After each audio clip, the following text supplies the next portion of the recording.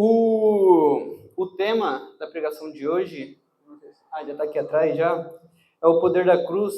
Eu pedi um tema para o Marquinhos, para poder pregar, para poder falar alguma coisa, e ele me deu esse tema, e ele foi muito dificultoso para mim para poder falar alguma coisa.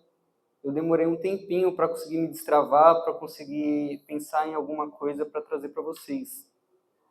Eu tentei assistir várias pregações para tomar de inspiração, mas parecia que não fluía. Aí eu mandei mensagem pro tio, falei, cara, acho que eu não estou preparado, preciso de um pouquinho mais de tempo. E aí ele falou assim, ele me encorajou, né? Falou que se eu errar, a culpa é dele, então se eu errar alguma coisa, culpem ele. Mas enfim, vamos lá. Eu também vou tentar não passar de 25 minutos, né? Que foi o tempo que ele falou para a gente pregar mais ou menos. O texto base dessa noite, não está mostrando ali, e só vai ficar nesse slide, porque eu não consegui preparar outros, vai ser 1 Coríntios 1,18.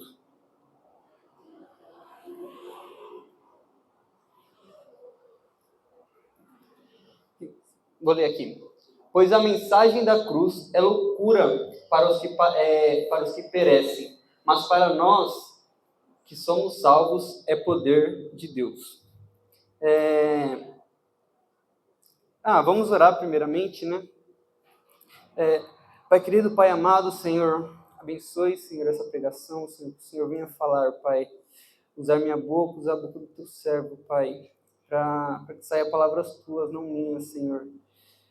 Que as palavras venham fluir da maneira certa e que a sua igreja, Senhor, venha compreender, Senhor, venha estar com o coração aberto para entender a tua palavra, Senhor, e poder sair daqui te amando um pouquinho mais, te conhecendo um pouquinho mais, Senhor. Em nome de Jesus, amém. Então, eu queria começar por isso. A cruz é o centro do Evangelho. É o pilar, assim, do que a gente crê. Muita gente trata como um símbolo religioso, que coloca aqui no pescoço e sai aí falando que acredita em Deus, que crê em Deus. Só que ela não se trata só de um símbolo. A cruz, ela não tem poder porque ela é dois pedaços de madeira, um pregado no outro. Não, a cruz ela se torna tão poderosa por conta de Cristo. Então, não são todas as cruzes que são poderosas. É a cruz de Cristo que tem esse poder. E a cruz de Cristo é a expressão máxima do amor, da misericórdia e do poder de Deus para nós. Aqui no versículo que eu li, né, fala que a cruz é loucura para os homens. E eu queria entender isso junto com vocês, né, porque a cruz é loucura para os homens. E eu conversando com o pessoal, né, tentando absorver um pouquinho do conhecimento do Lelê, do Marquinhos, até da minha namorada, do Enzo, eu entendi que a cruz é loucura justamente por isso, porque é algo simples que foi feito, mas que tem um extremo poder. É um poder de reconciliação através de um Deus misericordioso que assumiu forma de carne, se humilhou para que a gente pudesse estar aqui hoje, tendo paz com Ele e uma vida de reconciliação. Mas, enfim, vamos partir para o poder da cruz, né? Que é o tema da pregação. E eu quero junto com vocês entender qual é o poder da cruz na prática nas nossas vidas. E eu listei 3 coisas aqui que eu vou entrar um pouco mais a fundo para a gente entender um pouquinho do poder da cruz e o que ela faz nas nossas vidas. O primeiro que eu coloquei aqui foi a reconciliação com Deus. E eu trouxe um versículo para que não ficasse só nas minhas palavras, né? E o versículo é 2 Coríntios 5,18.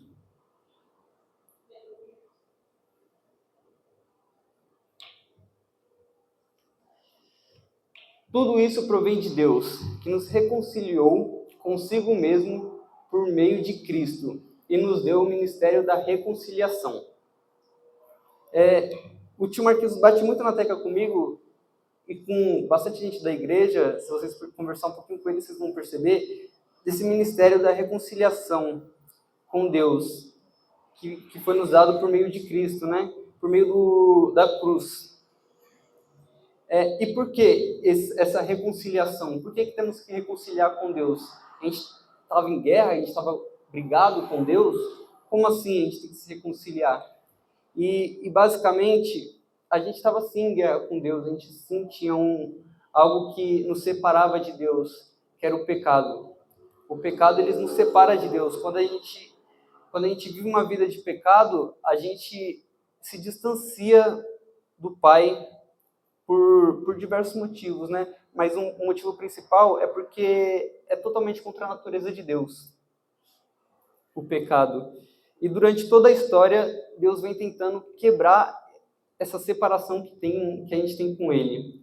Ele tenta por meio de Abraão, ele tenta por meio de Israel, ele tenta por meio da descendência de Davi, mas muitas vezes, quer dizer, todas as vezes, a humanidade quebra a aliança. Deus tenta impor uma aliança com Abraão para que a família dele seja a porta, né, de uma comunhão com a humanidade, mas a desobediência tira isso. Ele tenta por meio de Israel, por meio das leis, mas a nossa desobediência tira isso. Ele tenta por meio da descendência de Davi, e a desobediência novamente tira isso. Porque a gente é ser pecador e a gente muitas das vezes fica apontando para o pecado. Deus está pedindo, olha para mim, vem em minha direção e tudo vai dar certo. Só que a gente faz o quê? Não vou olhar para Deus, eu vou para outra direção, eu vou para a direção que eu quero. E aí é nessas ocasiões que a gente fica separado da comunhão com Deus. Mas Deus, vendo toda essa confusão que a gente causa, toda essa separação que a gente causa por causa do nosso pecado, da nossa natureza caída, Ele manda o seu Filho para fazer uma aliança que é perfeita, que é inquebrável, que não é possível ser desfeita. E essa reconciliação acontece por meio da cruz. Deus envia seu Filho, o próprio Deus, para que morresse por nós, para que a gente pudesse ter essa reconciliação com Ele, para que a gente pudesse ter a paz, para que a gente tivesse novamente a comunhão, voltasse à natureza que a gente nunca deveria ter saído, que é a natureza da criação, né? Então, Deus nos reconciliou de uma separação que a gente tinha com Ele. E graças a essa reconciliação, a gente pode ter comunhão de volta com o Pai. A gente ora e Deus escuta. A gente tem paz com o nosso irmão porque a gente tem essa reconciliação. Porque a gente tinha vontade de ser pecador, mas agora a gente não tem mais essa vontade por meio do Espírito que nos renova e que nos lava. E é justamente o próximo ponto que eu quero trazer aqui, que é a restauração e a liberdade. Eu peço desculpa se eu estou sendo rápido, eu passo por um problema diferente do pessoal que prega aí, porque o pessoal que prega normalmente gosta de falar muito, eu gosto de falar pouco. Então eu passo por um problema diferente, né? Mas enfim, eu vou tentar não ser tão rápido, porque depois eu fico arrependido porque eu não falei tudo o que eu queria. O próximo texto que eu vou ler aqui vai ser Romanos 7, 19. Romanos 7, 19. A dicção tá ruim? Tá dando para entender o que eu tô falando? É porque, né, é complicado. Então, vamos lá. Pois não faço bem que desejo, mas continuo praticando o mal que não desejo. Esse versículo foi trazido na última quinta, né, pelo tio Marquinhos, mas eu já tinha colocado antes na minha pregação, então não é plágio, tá? Vai que o pessoal acha que é, né? E aqui, Paulo descreve um conflito interno que ele tem com ele mesmo, e que a gente tem também, olhando para a nossa vida, né? A gente nunca consegue praticar o bem que a gente quer. A gente toda hora está apontando para o mal. E isso acontece por causa da nossa natureza caída. Porque a gente é pecador, porque somos pecador, né? Pecadores. O português está ruim, mas vamos lá. Porque somos pecadores, a nossa natureza caída sempre aponta para o mal. Mas a cruz traz uma restauração para a nossa vida. Ela traz o poder da gente lutar contra esse mal que a gente é. A gente é mal, igreja, e a cruz nos faz entender isso. Talvez você não se ache tão mal quanto outras pessoas.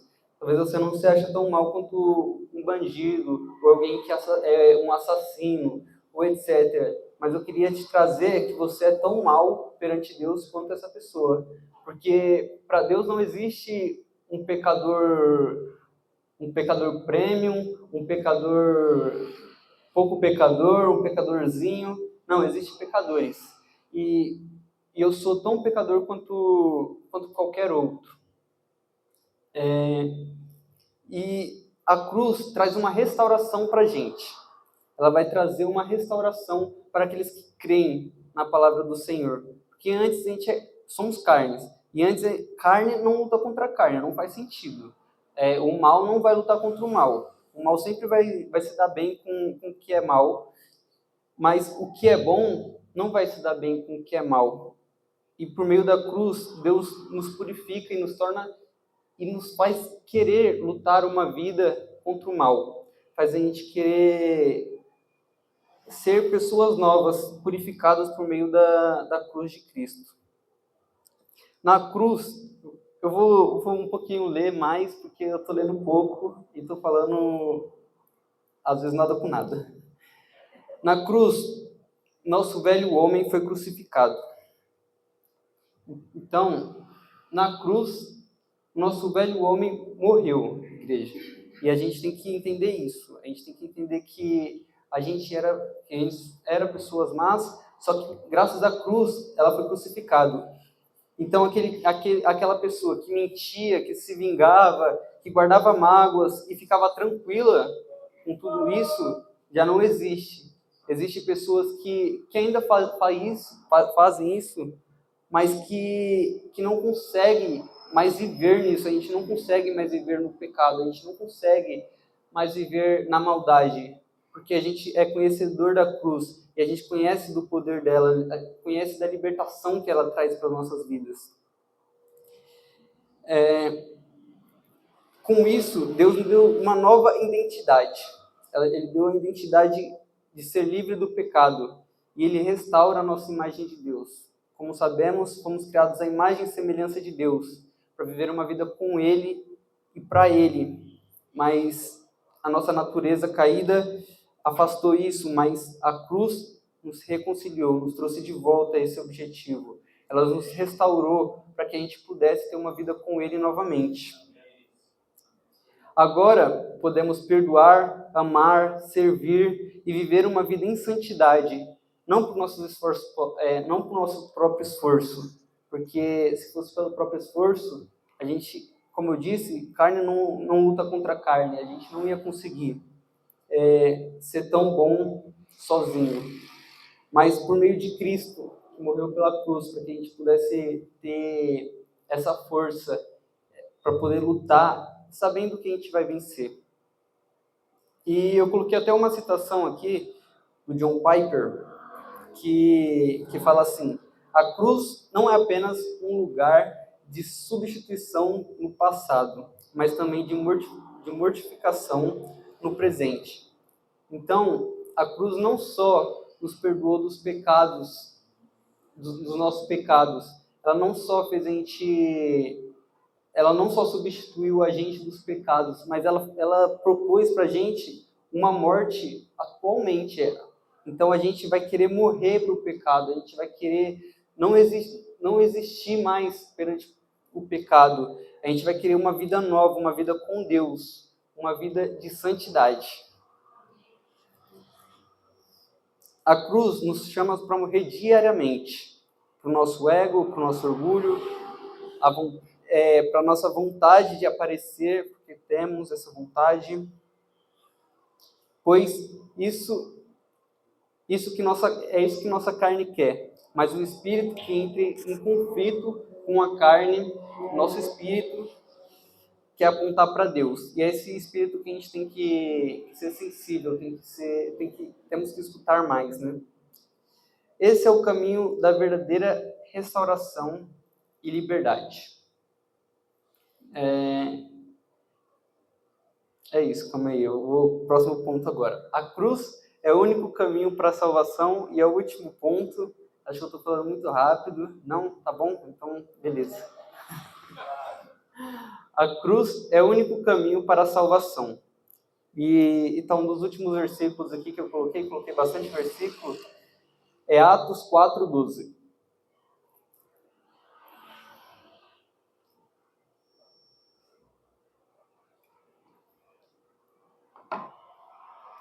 Não há salvação em nenhum outro, pois debaixo do céu não há nenhum outro nome dado aos homens pelo qual devamos ser salvos.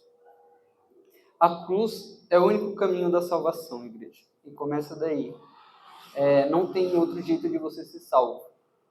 Não tem um caminho mais fácil, um caminho mais difícil, não. É o caminho da cruz. A cruz de Cristo é o único caminho para a nossa salvação. É por conta dela que podemos ter acesso à salvação. Não há esforço, não há obra que a gente possa fazer que a gente torna mais merecedor, menos merecedor, que abre um caminho novo para a gente ser salvo. Não existe. Só Jesus, só a cruz. Cristo tomou o nosso lugar, levou sobre si a nossa maldição. Então, a maldição que era de morte por conta do pecado, que era o salário, Jesus levou. Jesus pegou, dominou no peito e falou: deixa comigo essa parte ruim. Fique com a parte boa aí, que é a salvação. Então, ele pagou o preço que era nosso, para que a gente pudesse ter esse acesso. E o que parecia ser o fim, né, que era a cruz de Cristo, a morte do Deus Criador, na verdade foi o início de uma nova vida para que a gente pudesse ter acesso ao Pai, para que a gente pudesse chegar a Ele e contemplar na presença dEle a beleza que Ele tem, o amor, e poder agradecer face a face todo o carinho que Ele dá a nós, né? A salvação não é conquistada, ela é recebida. Não se trata de merecimento. Por isso é tão maravilhosa. Se fosse algo merecido, igreja, a gente não ia ser salvação, porque a gente não merece essa salvação. Mas ela é dada. E por ser dada, não tem algo que a gente vai fazer para merecer. Eu gostei muito do exemplo que o Marquinhos deu para a gente, falando que não é possível merecer ser filho. Não tem como você fazer alguma coisa para você merecer ser filho, você não merecer ser filho. Você simplesmente é filho por conta que você nasceu do seu pai ou da sua mãe. E aqui não é diferente. Não tem o que a gente possa fazer para merecer essa salvação. Se for colocar num papel, a gente merecia? Obviamente não. Mas ela foi dada para a gente. E isso não tem preço, não vai ter coisa que vai pagar. Muitas das vezes a gente vai tentar buscar pagar o preço, né, da salvação, Mas, igreja, desiste. Você não tem capacidade nenhuma de pagar a salvação que foi dada por Deus. E para terminar, para trazer a conclusão, conseguir pegar até que rápido, não que seja uma surpresa, mas né, vamos lá.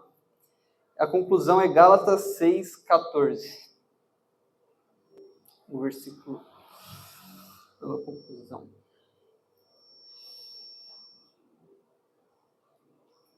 Acho que o meu está diferente aqui, mas vou ler aqui. Quanto a mim, que eu jamais me glorie a não ser na cruz do nosso Senhor Jesus Cristo. Pois, em Cristo Jesus, nem a circuncisão, nem a incircuncisão tem algum valor. O que importa é ser nova criatura. A razão de Paulo se gloriar da cruz é porque é de lá que vem o poder de Deus. É de lá que a gente pode ver o poder de Deus derramado, mostrando reconciliação, mostrando restauração, mostrando perdão, mostrando libertação e mostrando a salvação que Deus nos deu. E esse mesmo poder está disponível para nós hoje. A gente tem que aceitar esse poder que Deus derramou para a gente, que Ele deu acesso. Quando entendemos o que foi feito ali, o mundo perde o brilho e passamos a viver não mais para nós mesmos, mas para aquele que morreu por nós e ressuscitou. Então, quando a gente entende o poder da cruz e o que ela fez com a gente, a reconciliação que ela trouxe com o Pai, a gente começa a deixar de ter tanto amor pelo mundo, porque a gente tem uma admiração tão grande por Deus que o mundo fica ofuscado em nossas visões. O mundo fica ofuscado na minha visão quando eu olho para a cruz e vejo tudo que Deus fez por mim. Eu conversei com o tio Marquinhos, eu estava muito agoniado para dar essa pregação, não queria muito dar, mas eu conversei com ele e falei que eu não me sentia antes, né? Um cara mau, um cara que precisava da salvação. Eu não sentia que eu precisava. Eu já me achava uma pessoa do bem. Eu obedecia a minha mãe, eu nunca roubei, nunca matei, estudava, queria um futuro bom. Mas a partir de que eu vejo a cruz de Cristo e vejo tudo que Jesus fez para que eu pudesse ter a salvação, e eu não tinha acesso a ela, eu vejo quão maravilhoso é o poder da cruz nas nossas vidas. Igreja, eu queria que vocês parassem um pouquinho para refletir o poder de Deus que é derramado sobre nós através da cruz.